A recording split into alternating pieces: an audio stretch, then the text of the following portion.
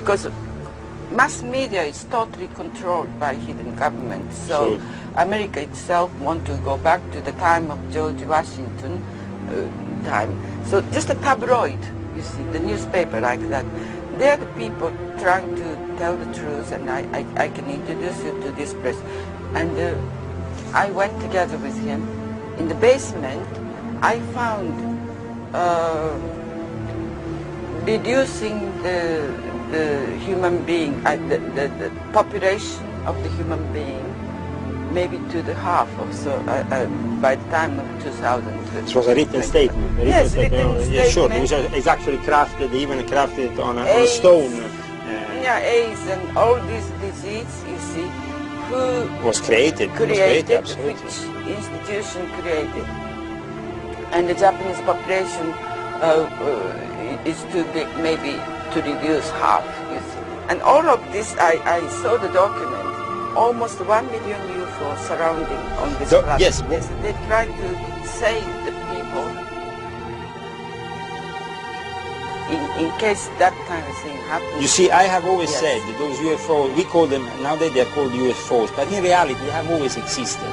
They have existed, we used to call them angels, demons, genies, you know, you have them in all the ancient traditions. They're not unidentified objects. For somebody like me, comes from an ancient tradition, and I think also you can relate to this, those entities have always been there. Oh, yeah. So I don't call unidentified what I eat every day. That's why I will stop calling them UFOs, because it would be like calling UFO my piece of bread. I eat it every day, so it's a piece of bread, you know, or rice. I don't call it UFO. So we should learn to say that those entities have been always with us. It's just for us to rediscover them and to acknowledge that they have arrived in this moment of time, because 2012 is the great gathering of these energies. Yes. So they are surrounding the planet with these great energies. It's a galactic federation approaching. And there's a commander approaching. And this is something that obviously will put human beings in front of a reality which is so great. That is why I have some association calling people, so long as we cleanse our soul and have, you know, awakening, the spiritual awakening is very, very important. Very important. Time limit is 2012, you see. Then that is the deadline. New civilization then will start. The new civilization, like I was saying before, earlier here, before we start this interview, there is going to be 7 years, 7 planets. It's like 7 days. Yes.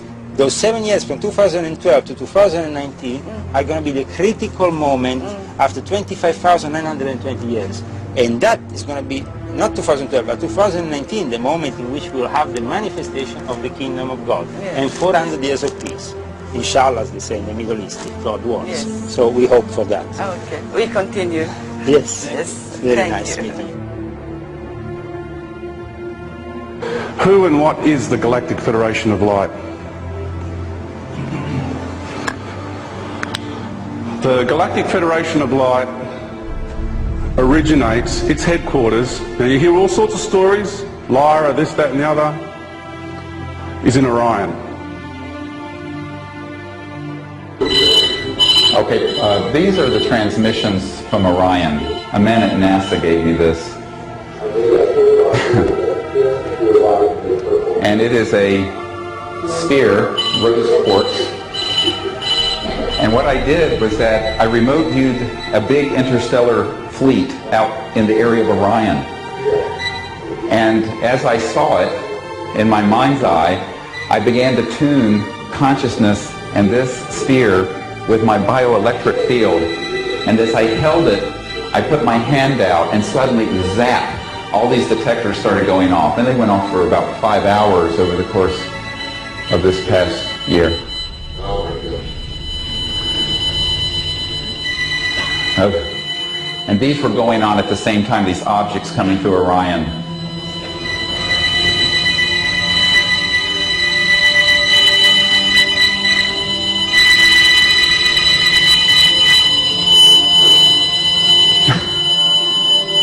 They're coming, my friends. And what they were saying is that we're coming.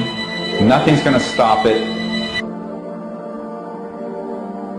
And they are a blonde-haired, blue-eyed race. And I'm not being racist because there are a lot of beautiful blonde-haired, blue-eyed races out there. But these beings are so beautiful, so angelic looking, and so incredibly evil.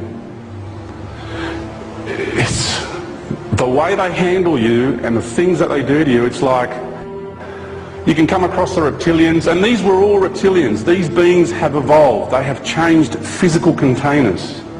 They no longer look reptilian. But when you have the ability to see properly,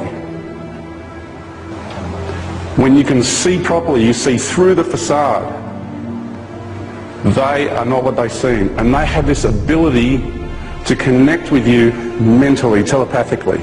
Telepathy is mental, right? The fourth dimension is the mental dimension. And what they do simultaneously is they have technology, and they have the ability to stroke your central nervous system, giving you the sensation of euphoria. And there's channelers all around the world who have fallen victim to these beings. And it's happening. I see it everywhere. I've dealt with these beings time and time again. About the Greys, well, they are all in collaboration. Even though they're factional and they fight and do all this sort of stuff, they all belong to this one big empire which spans, the top starts here and goes all the way down. And that is what we call on the planet the Galactic Federation of Light. They have amassed a great empire.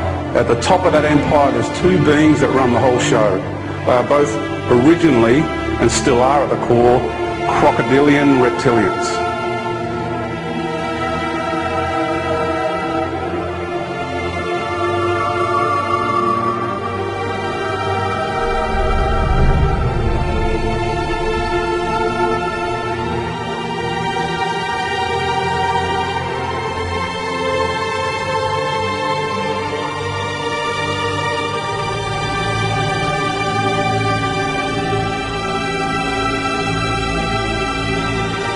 For those who don't know about this stuff, look at the ancient Sumer statues and you'll see the snouts. Look at the Egyptian hieroglyphs, you'll see crocodiles in it. They're everywhere, okay? It's all in it, you just got to go looking for them in the right places. It's nothing new. They have amassed such a great empire that it spans all the dimensional levels. Well, you see, that's a dimensional level. These are really octaves. But they sell it like it's a dimensional level. I've heard speakers on this planet talking about 6th, 7th dimensional Dracos. I've heard them talking about, oh, these beings came in from the 12th dimension. No. So what they've done is they've replicated the whole dimensional structure of the universe down here in the lower universes. And these beings play God. So really, all they are big fish in a small pond.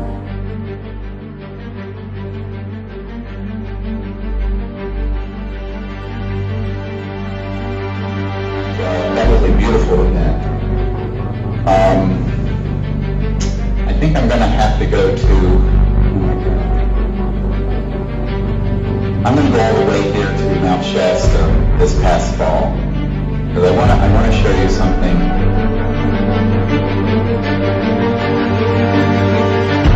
that we have been getting. These are more and more. We have hundreds of these. I'm just showing you what. That's me.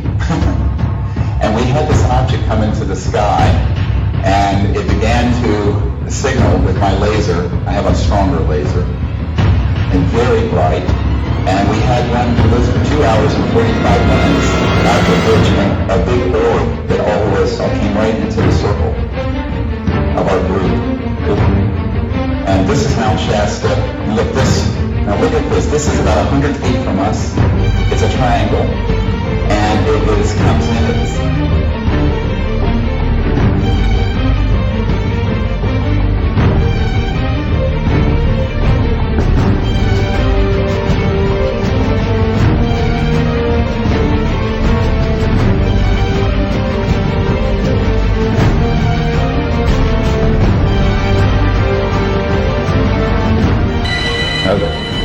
And these were going on at the same time, these objects coming through Orion. They're coming, my friends. And what they were saying is that we're coming, Nothing's going to stop it.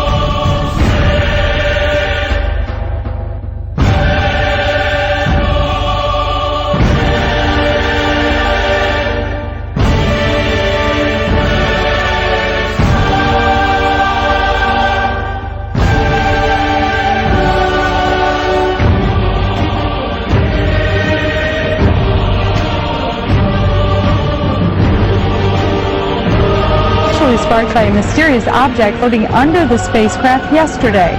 It was detected shortly after a routine check of the shuttle's steering jets. Now, since Columbia, NASA developed several tools and procedures to safeguard the shuttle while in space. NASA admits they may never know exactly what the unknown objects are, but confirms the shuttle is ready to handle the 3,000-degree temperature it will meet as it re-enters the Earth's atmosphere. Over the years, we have chased many of these things, maybe not with the visibility that this one has gotten, and rarely, if ever, been able to pinpoint exactly where they came from.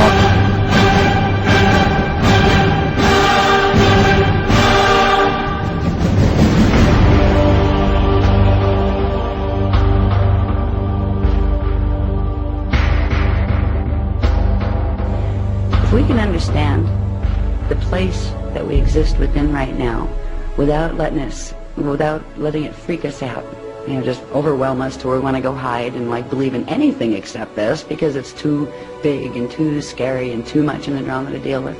If we can just face it and say, boy, that's interesting, didn't teach that in high school. We can stay in our power during this. Right now, we're on a planet where most of the people are what we call sleepers. They're going to stay that way in this cycle. There's not enough time, and the drama has gone too far, too fast for them to have time to sufficiently wake up and begin to understand these things.